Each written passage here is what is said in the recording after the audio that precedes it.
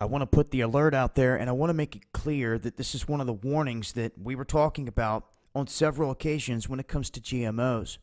Now, Monsanto has created many different strains, many different products out there when it comes to GMOs. They have gone into countries like Ukraine and infiltrated, and other countries, they're pushing all of these GMO products as edible food.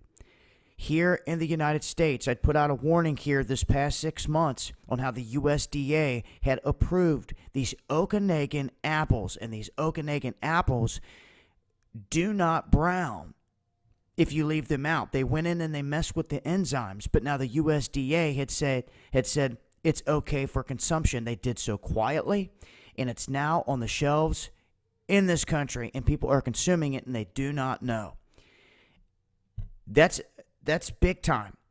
Now, countries like Russia are burning GMOs in mass at the border. They won't even let them enter the country. And the reason why is this.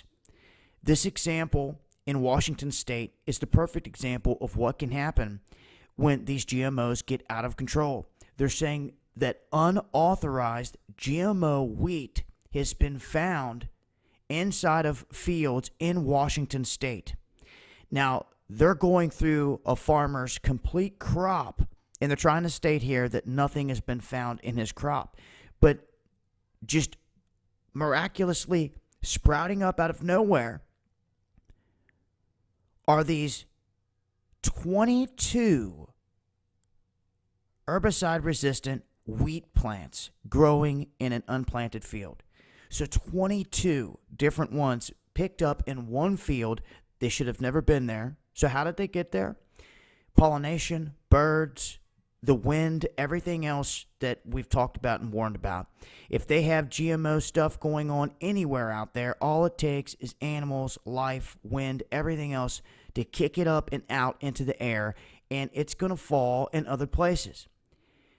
I've been warning about it, and it seems like it's common sense, and no one wanted to listen until it's too late. Till the next thing they know, it's infiltrated their crops. Then it's too late. So this is a heads up. It's happening in Washington State, and if it spreads to bigger places, this could do big time damage to the wheat production here in the United States.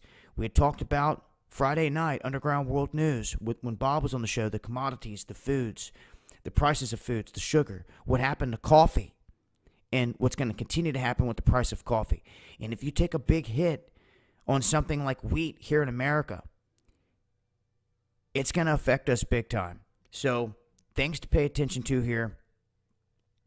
I will leave a link with more information. Until next time, this has been Dabu7.